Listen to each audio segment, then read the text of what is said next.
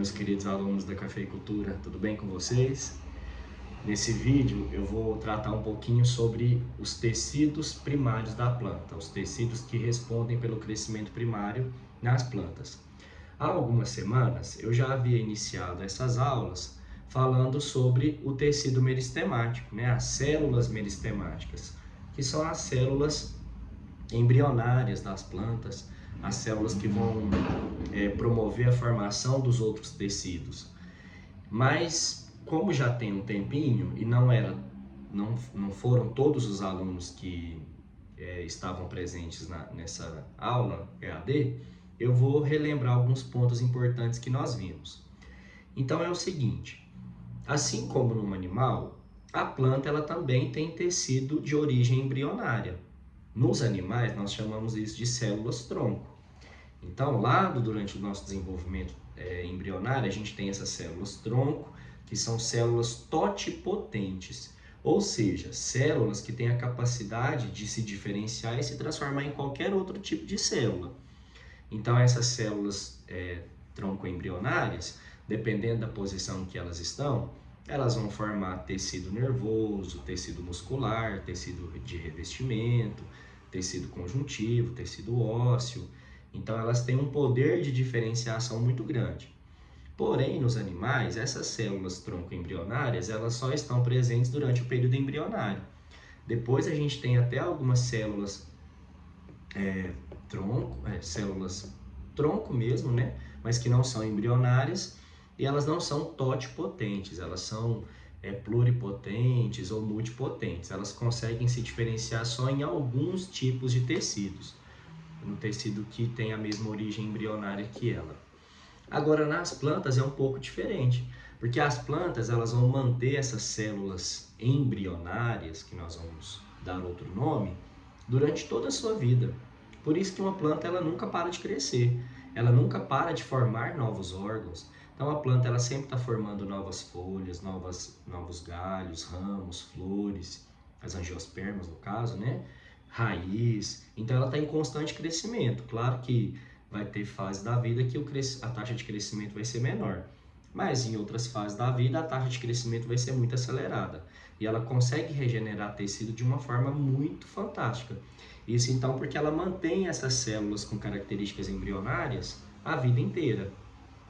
À medida que algumas células embrionárias vão se diferenciando em tecidos adultos, outras vão se multiplicando, sofrendo mitose, para sempre haver essas células embrionárias. Porém, a gente não vai chamar de célula embrionária, nós vamos chamar de células meristemáticas. Então, o conjunto dessas células meristemáticas forma o tecido meristemático. Então, eu posso falar tecido meristemático, aí eu estou falando do conjunto dessas células, ou células meristemáticas, é a mesma coisa. Ou meristema, Meristema é o tecido meristemático. E onde essas células elas se encontram? A localização dessas células meristemáticas são nas regiões apicais, então no ápice do caule, no ápice da raiz, ou seja, na ponta do caule, na ponta da raiz e nas gemas laterais, naqueles brotinhos que vão originar novas folhas, novos ramos, novos galhos, flores, Dependendo aí da necessidade da planta. Então, olha só, no slide que eu já postei lá no Moodle, tem essa imagem aqui. Então, essa imagem, esse desenho, está mostrando o ápice do caule, é um desenho. Então, é aqui no ápice do caule que nós vamos encontrar o tecido meristemático. E aqui tem uma microfotografia, isso aqui é uma foto real, mostrando o ápice do caule, a região apical do caule, e aqui nós vamos ter o tecido meristemático também. Mas não é só no ápice do caule, é no ápice da raiz e também nas gemas laterais. E essas células meristemáticas, como eu falei com vocês, elas têm um alto poder de diferenciação. Elas conseguem se diferenciar e se transformar em qualquer tipo de célula, de acordo com a necessidade da planta. E como que isso acontece? Isso vai acontecer através de um processo chamado desdiferenciação. Pessoal, eu estou mostrando assim porque eu estou gravando pelo celular e não estou projetando os slides. Eu sou ruim para fazer edição de vídeo, não consigo fazer. Então, por isso que eu estou mostrando assim. Então, olha só. Aqui é uma célula meristemática. É uma célula com característica embrionária. Vocês podem perceber que que ela tem um núcleo grandão, né, um núcleo volumoso, ela é isodiamétrica, olha só, todos os lados dela iguais, e ela tem vários pequenos vacúolos. Só que essa célula meristemática, em algum momento, ela vai se diferenciar, ou seja, ela vai se transformar numa célula adulta. E aí, quando ela é uma célula adulta, ela vai ter um núcleo pequeno, né? Não vai ser mais um núcleo tão volumoso como era antes, e aqueles vários pequenos vacúolos se transformaram num vacúolo bem grande, num vacúolo só, um vaculão. Bom, e aí o formato dela vai ser de acordo com a especialidade dela, né? Pode ser uma célula alongada, pode ser uma célula arredondada, aí depende de onde essa célula está. Pode ser uma traqueide, então depende da função que ela vai cumprir. Só que tem um detalhe muito importante e fantástico nas plantas, que eu acho incrível. Uma célula parcialmente diferenciada, então uma célula que já está virando adulta, ela pode fazer o processo contrário, ela pode reverter. Ela pode desdiferenciar, só planta faz isso, animal não consegue fazer isso. Então essa desdiferenciação faz com que essas células que parcialmente adultas voltem a ter características embrionárias. E aí essas células elas vão formar depois tecido secundário, que a gente não vai falar na aula de hoje. Vai formar xilema secundário, floema secundário, vai formar o felogênio, que vai dar origem à feloderma e ao suber. Então, vai formar outros tecidos aí de crescimento secundário. Mas na aula de hoje nós vamos focar nos tecidos primários. Bom, então esse tecido meristemático, essas células meristemáticas, elas vão se diferenciar e vão formar os tecidos primários. Mas o que é um tecido primário? Tecido primário é um tecido presente na planta em seu crescimento primário. Tá, mas o que é o crescimento primário?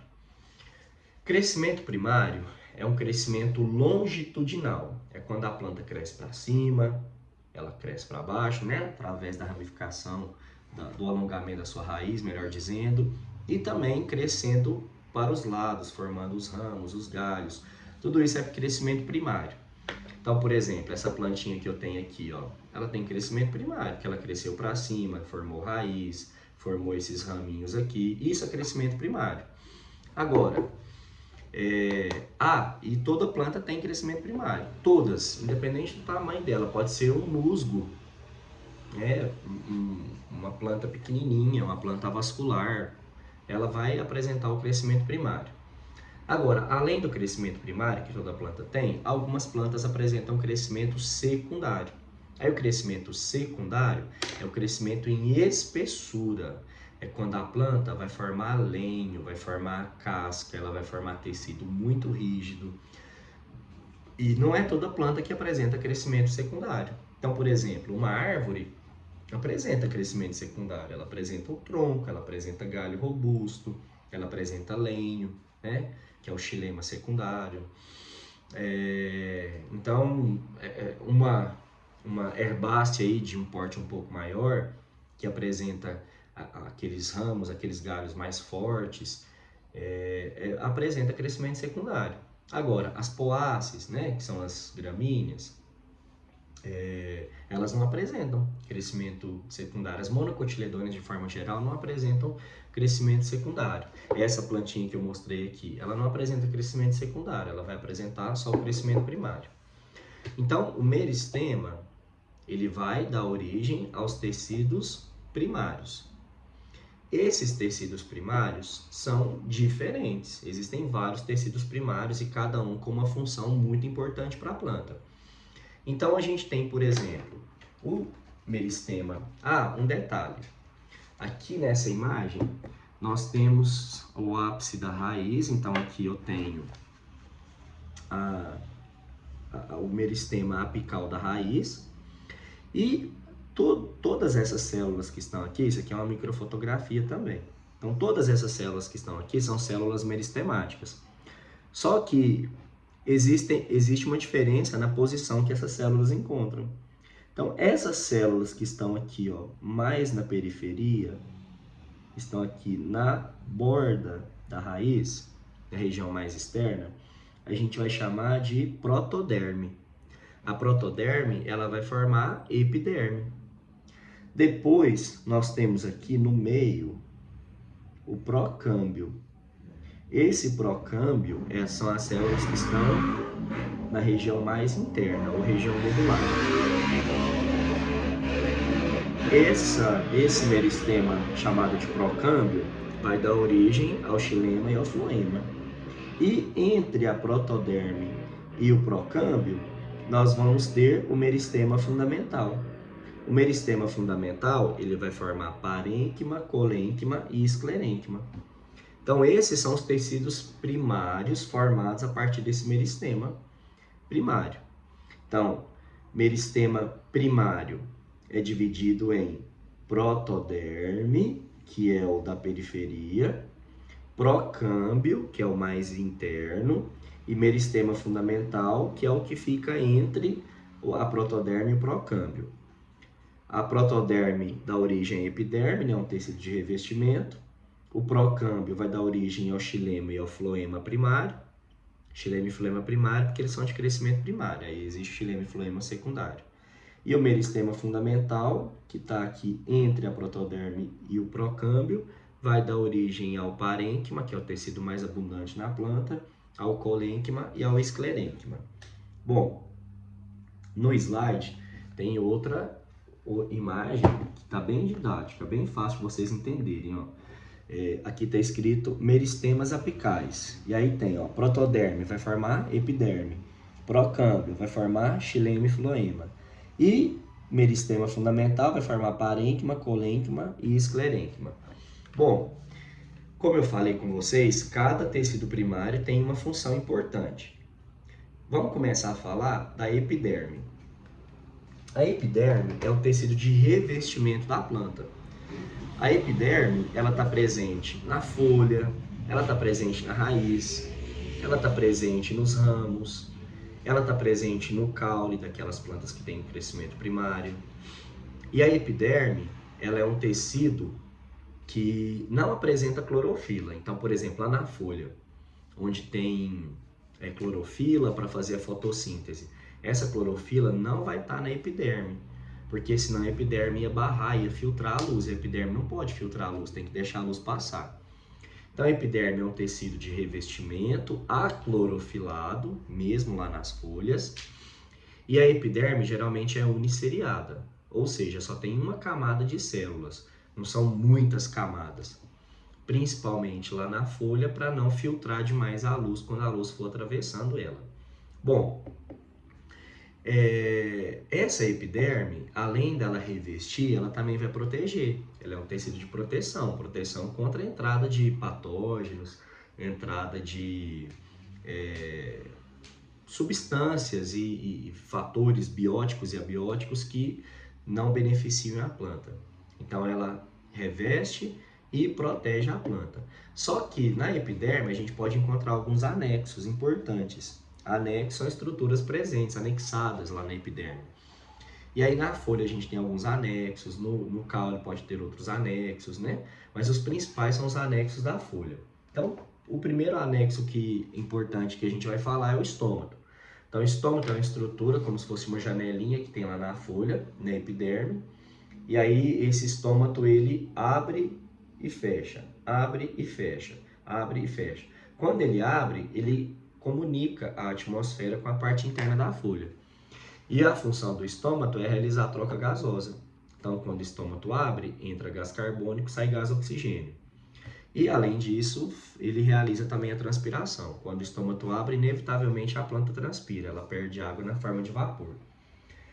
Além dos estômatos, a gente pode encontrar também, estou lendo aqui nos slides para não perder, não deixar de falar de nenhum anexo. Além dos estômatos, a gente tem os acúlios. Acúlio, pessoal, são os espinhos. Porém, botanicamente falando, a gente não pode falar espinho, porque espinho é um prolongamento do caule. Nossa, professora, aí você me confundiu. Acúlio é espinho, mas eu não posso falar espinho? O que é isso, então? Vou pegar exemplo para vocês. Eu não tenho aqui uma roseira, um pé de rosa, mas todo mundo conhece a roseira. Vocês já perceberam que... Deixa eu ver se tem aqui no slide. Ah, tem aqui, ó. Vocês já perceberam que o espinho, ele às vezes é até de uma cor diferente lá do caule. Então, ele destaca com facilidade, ele tem uma cor diferente, a gente consegue arrancar ele com facilidade. Não tanta facilidade assim, mas é possível destacar ele, porque ele é um anexo. Ele não faz parte da epiderme, não é um prolongamento daquele órgão. Ele está lá, é uma estrutura anexada. Esse acúleo que está presente na roseira tem função de proteção, proteção contra herbívoro. E o espinho? O que o espinho é? O espinho é um prolongamento do caule. Então, lá na laranjeira, no limoeiro, a gente encontra espinho, é um prolongamento do caule. Você não consegue destacar um espinho, você não arranca um espinho, você tem que cortar ele. Porque ele é uma continuação do caule. E aí na botânica, isso é um espinho, é um prolongamento do caule. Também tem a mesma função. Tem a função de proteção da planta. Ou então vai ajudar na redução da transpiração, mas no caso lá do pé de laranja, mais é proteção mesmo. Agora, o acúleo, que é o da roseira, é um anexo da epiderme, entenderam? Bom, depois dos acúleos, outro anexo que nós temos são as glândulas secretoras. Então, na epiderme, a gente pode ter glândula secretora de néctar, que são os nectários. A gente pode ter glândula secretora de água, que são os hidatódios. A gente pode ter glândula secretora de látex, que são os lacticíferos. Então, depende aí da planta, a gente pode ter essas glândulas secretoras. E a gente pode encontrar também como anexos tricomas. Tricomas são pelinhos que ficam às vezes na folha ou no caule. Esses tricomas, eles têm ou função de defesa da planta, defesa contra herbívoro, defesa contra alguma lagarta que vai comer a folha, ou então a função deles é refletir a luz. Às vezes é uma planta que vive numa região muito ensolarada e para ela não sofrer estresse luminoso, aí os tricomas refletem parte da luz que incide. Então também tem essa função. Tudo isso que eu estou explicando para vocês tem nos slides. Bom, depois da epiderme, a gente tem, deixa eu ver qual que é o próximo aqui, o colênquima. Tem o colênquima e o esclerênquima. Colênquima e esclerênquima são dois tecidos de sustentação, ou seja, eles mantêm a planta no porte ereto. Por exemplo, mais uma vez, ó, essa plantinha aqui, ela está ereta, ó, ela não está tombada, porque ela tem tecido de sustentação aqui. Todas as plantas apresentam tecido de sustentação, que é o colênquima e o esclerênquima. Mas qual que é a diferença entre eles? O colênquima é um tecido vivo. Então, enquanto houver colênquima, quer dizer que aquele tecido está vivo. Já o esclerênquima é um tecido morto, é um tecido que morre na maturidade. À medida que a célula vai amadurecendo, ela vai acumulando lá na parede celular um carboidrato chamado lignina. E a lignina é impermeável. E aí, quando a lignina se deposita por completo na parede celular, a célula para de receber água. Se para de receber água, a célula morre. Mas na planta, quando o tecido morre, ele ainda continua cumprindo a função dele. Por exemplo, o xilema é tecido morto. O esclerênquima também é tecido morto, mas ele continua lá mantendo a função dele, que é manter a planta em pé. E é uma vantagem ele morrer, porque aí ele não gasta energia. A planta não precisa direcionar energia para ele. Não precisa direcionar carboidrato, íons, água, que ele vai estar lá sem gastar energia nenhuma, sem consumir nada, cumprindo a função dele. É a mesma coisa para o xilema. Então, o colênquima é tecido vivo, o esclerênquima é tecido morto, ambos tecidos de sustentação.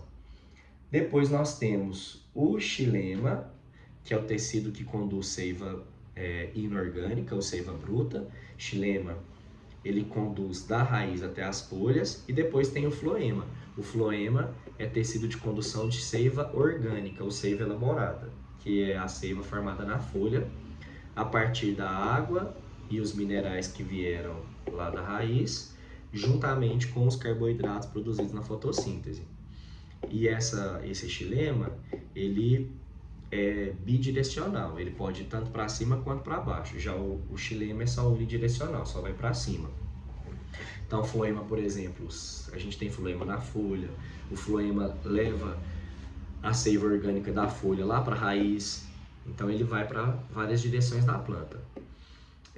Xilema, já falei, é tecido morto, ele morre na maturidade. Floema é tecido permanentemente vivo.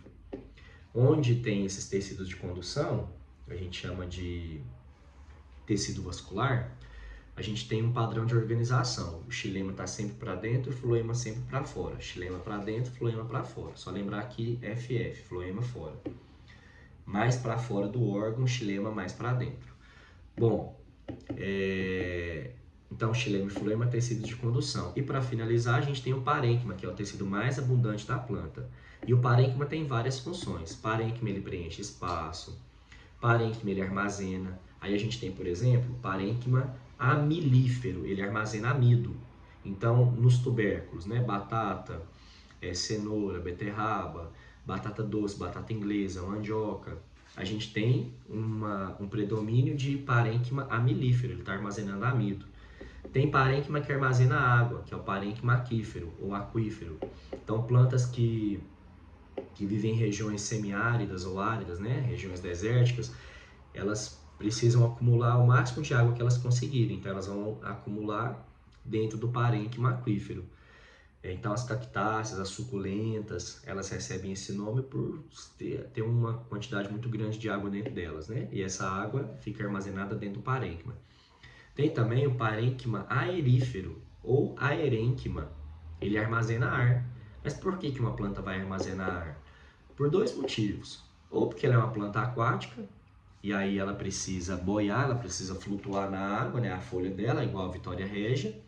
Ou ela vive numa região, ela cresce numa região pantanosa, numa região onde tem muita água, né? São as plantas higrófitas. E aí, para a raiz não apodrecer pela falta de oxigênio, ela armazena ar, oxigênio, dentro do erênquima, porque ela sempre vai ter um suprimento grande de oxigênio, principalmente para a raiz, porque onde tem muita água tem pouco oxigênio. Bom, então o parênquima pode armazenar, mas o parênquima também, ele pode, além de preencher espaço, né, que eu já falei, ele também pode fazer fotossíntese. Então, lá na folha, o tecido que faz fotossíntese é o parênquima clorofiliano. E aí ele vai, então, fazer fotossíntese, produzir os carboidratos que a planta precisa. Então, esses são os tecidos primários. Todos originam do meristema, apical do caule ou da raiz, ou as gemas laterais, né? Esses tecidos, o tecido meristemático, ele pode ser dividido em protoderme, procâmbio e meristema fundamental. A protoderme vai dar origem à epiderme, o procâmbio vai dar origem ao xilema e floema, e o meristema fundamental vai dar origem a epiderme, parênquima, colênquima e esclerênquima. Epiderme, revestimento e proteção. Parênquima, armazenamento, preenchimento de espaços e fotossíntese. Colênquima e esclerênquima, tecidos de sustentação. Colênquima, tecido vivo. Esclerênquima, tecido morto. Xilema e floema, tecido de condução. Xilema conduz seiva bruta e é um tecido morto na maturidade. E floema conduz seiva elaborada e é um tecido vivo. Então é isso, meus queridos alunos. Qualquer dúvida que vocês tiverem, vocês vão consultar os slides, podem mandar perguntas também pelo WhatsApp e fazer a lista de exercícios que eu passei para vocês. E tem outro vídeo também no Moodle, reforçando essas ideias que eu passei para vocês hoje. Um abraço.